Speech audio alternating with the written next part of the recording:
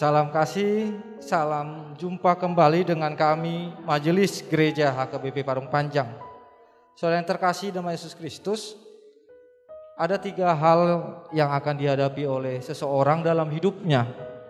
Yang pertama adalah ilmu, wawasan yang dia peroleh selama hidup ini. Yang kedua adalah yang namanya iman, mempercayai akan segala sesuatu berdasar keyakinannya dengan Tuhan. Yang ketiga adalah yang akan dihadapinya, yang diterima dalam hidupnya adalah penderitaan, tantangan dan cobaan, rintangan di tengah-tengah kehidupan ini. Yang menjadi persoalan adalah ketika penderitaan datang, apa yang dipakai oleh seseorang untuk menghadapinya. Karena jika dipakai ilmu, banyak orang-orang pintar yang tidak bisa menghadapi persoalan hidupnya menjadi putus asa dan bahkan bunuh diri. Oleh sebab itu, kita pasti semua menerima yang namanya ilmu, kepintaran.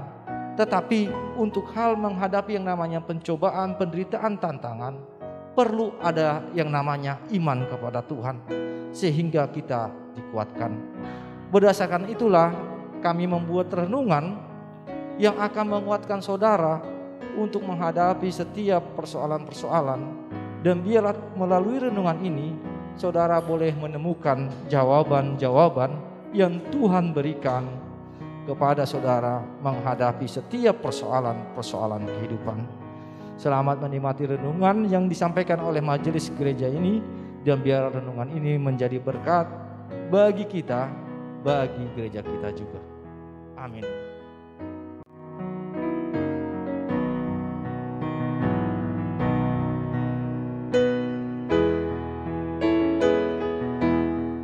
Selamat pagi, salam kasih. Kita berjumpa kembali dalam kasih Tuhan. Dan biarlah dalam anugerah hari yang baru yang Tuhan berikan ini, kita syukuri dengan keyakinan iman yang dari Tuhan, sehingga kita dikuatkan melalui firman-Nya. Oleh sebab itu marilah kita berdoa. Terima kasih Tuhan atas anugerah sukacita hari yang baru yang Tuhan berikan kepada kami.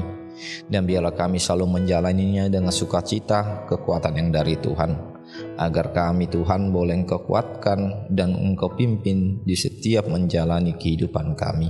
Terima kasih Tuhan, di dalam Kristus Yesus kami berdoa. Amin. Saudara yang terkasih, firman Tuhan yang menyapa kita tertulis dalam Markus 5 ayatnya yang ke-34. Demikianlah firman Tuhan. Maka katanya kepada perempuan itu, "Hai anakku, imanmu telah menyelamatkan engkau.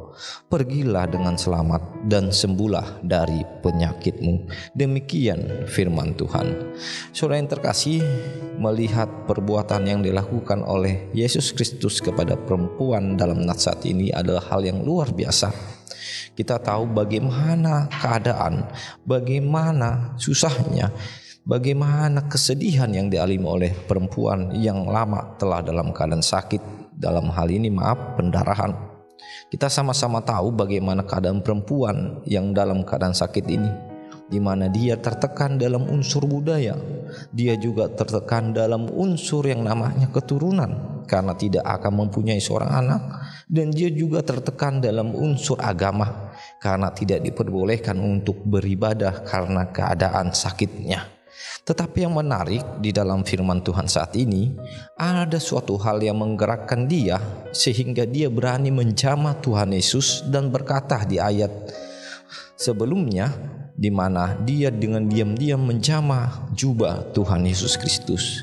Dengan jamahan inilah dia menjadi suatu hal meyakinkan dalam hidupnya bahwa penyakitnya bisa disembuhkan. Apa yang membuat itu? Jelas inilah yang dikatakan Tuhan Yesus bahwa imanmu lah yang telah menyelamatkanmu.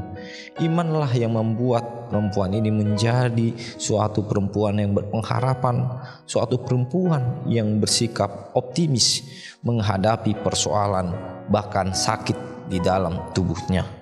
Iman seperti inilah yang harus kita tanamkan di tengah-tengah kehidupan kita, di mana iman inilah yang meyakinkan kita walaupun di dalam keadaan sulit, walaupun di dalam keadaan tertekan, bahkan disepelekan, bahkan dikucilkan, iman tetap mampu berbuat sehingga dia mampu melangkahkan kakinya, melangkahkan tangannya untuk menjamah jubah Tuhan Yesus. Iman inilah yang mengajarkan kita pada saat ini, di mana iman kitalah yang memampukan kita untuk bergerak.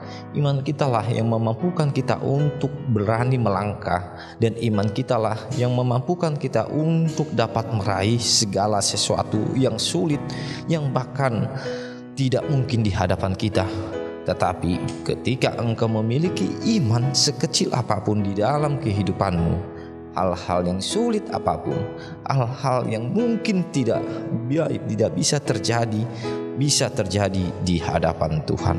Oleh sebab itu, apa yang dikatakan oleh Rasul Paulus yang mengingatkan kita bahwa imanlah yang menimbulkan pengharapan, dan pengharapan tidak akan mengecewakan. Biarlah iman inilah yang terus tertanam di dalam hati kita untuk menjalani kehidupan kita.